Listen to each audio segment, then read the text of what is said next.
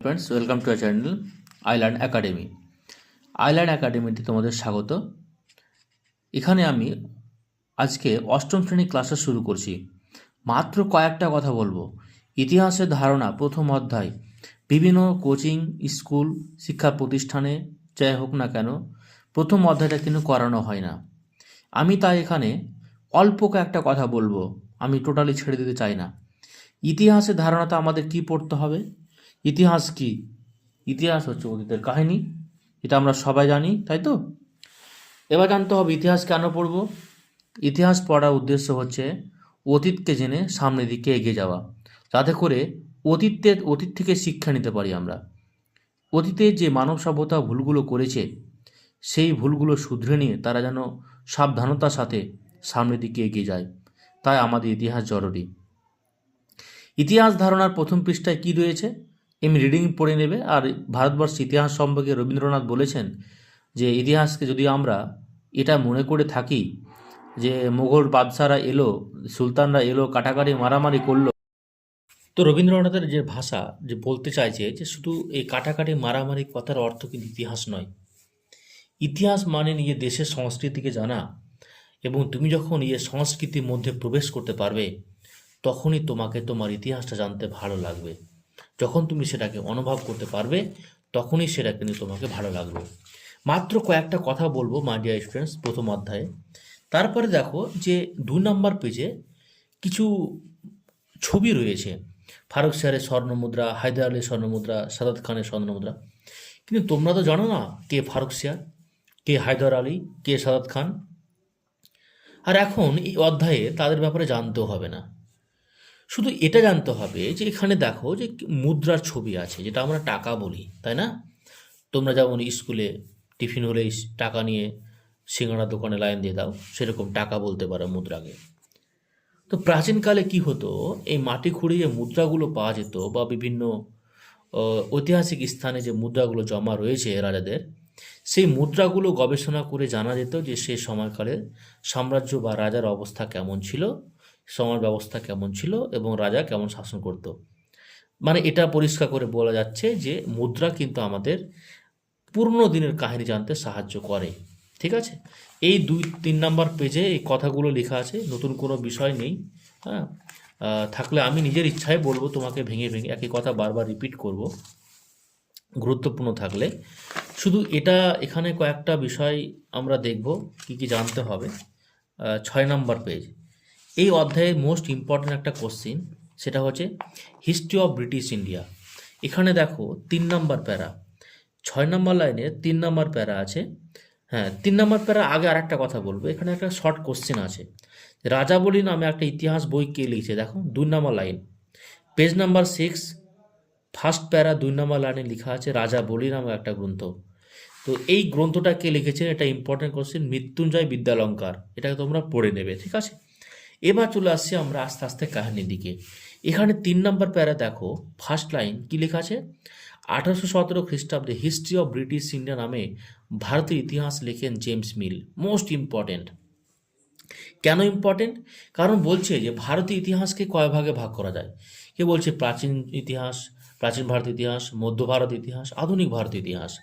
কিন্তু James Mill, historian James Mill, ঐতিহাসিক James Mill, ঐতিহাসিক কাকে বলে?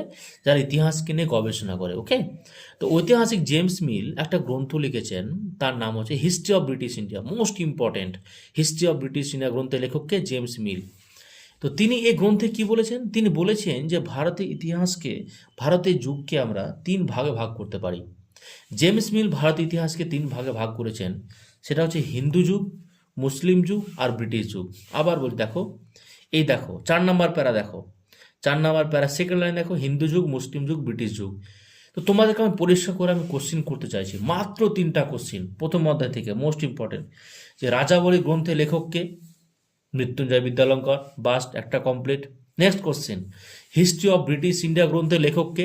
জেমস মিল, বাস হয়ে গেল। তারপরে বলো ভারতের ইতিহাসকে বা ভারত ইতিহাসের যুগকে হিন্দু যুগ, মুসলিম যুগ ও ব্রিটিশ যুগ, এই 3 ভাগে কে ভাগ করেছেন? ঐতিহাসিক জেমস মিল। আর জেমস মিল এই হিস্ট্রি অফ ব্রিটিশ ইন্ডিয়া গ্রন্থেই এই হিন্দু যুগ, মুসলিম যুগ, ব্রিটিশ যুগ এই 3 ভাগে ভাগ করেছেন। হয়ে গেল। তারপরে দেখো তোমরা হয়তো ভাবছো স্যার আপনি এই পেজটা কি পড়াবেন না?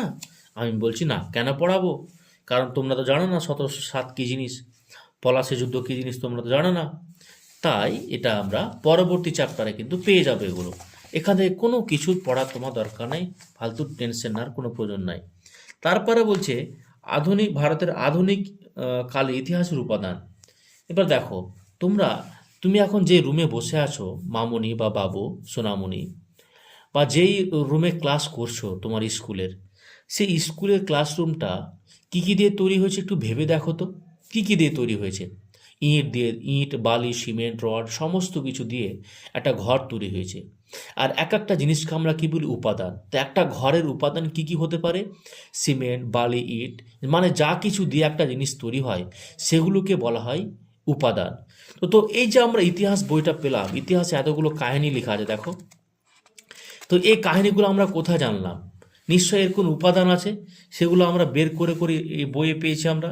তো যেখান থেকে ইতিহাস তৈরি হয়, যেখান থেকে ইতিহাসটা আমরা এক জায়গায় করতে পারি, সেইটাকে বলা হয় ইতিহাসের উপাদান বা সোর্স অফ হিস্ট্রি। কি বলা হয়? Source of history. এখানে সোর্স মানে উৎস না, এখানে সোর্স অফ হিস্ট্রি মানে ইতিহাসের উপাদান।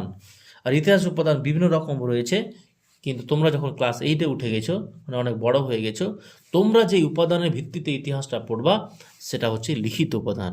যে আগে 200-100 বছর আগে, 300 বছর আগে কী কী গ্রন্থ লেখা হয়েছিল, কী কী নিউজ পেপার, খবরের কাগজ ছিল, সেগুলো পড়ে পড়ে, বা ফটোগ্রাফি বলতে পারি, চলচ্চিত্র, সিনেমা বলতে পারি, সেগুলো দেখে দেখে কি কোথায় কি বলা হয়েছে সেগুলো কাহিনী, পুরনো দিনের কাহিনী একসঙ্গে করে আমরা কি করতে পারি? ইতিহাসটাকে এক জায়গায় জোগাড় করতে পারি। যেমন ধরো তোমার জন্মের আগে তোমার বাবা মা বিয়েতে ছবি তুলেছে, তো তোমার জন্মের আগের কাহিনী তুমি দেখতে পাচ্ছ কিসের মাধ্যমে? ফটোগ্রাফির মাধ্যমে। তাহলে এই ফটোগ্রাফিটা কি করছে? তোমাকে অতীত জানতে সাহায্য করছে। আর অতীতকে আমরা কি বলছি? ইতিহাস বলছি। সেরকম ফটোগ্রাফি বা মোবাইলে ক্যামেরা অনেক দিনের ছবি তোমাকে দেখাচ্ছে, তার মানে ইতিহাস জানতে সাহায্য করছে।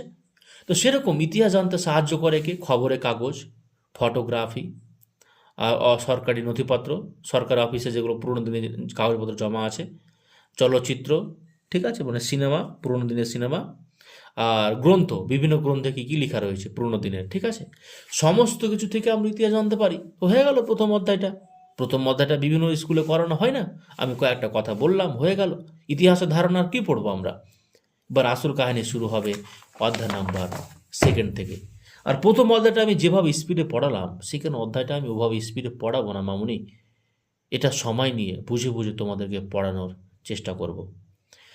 ভিডিওটা যদি ভালো লেগে থাকে সাবস্ক্রাইব করবে, সাথে যুক্ত থাকবে। তোমাদের কোনো সমস্যা থাকলে কমেন্ট করবে, আমি উত্তর দিয়ে দেবো। এবং নোটস যদি পেতে চাও তো আমাকে কমেন্ট করো, নোটসে আমি আলাদা ব্যবস্থা করে দেবো। Okay, keep watching, keep learning, take care and bye. জয় হিন্দ।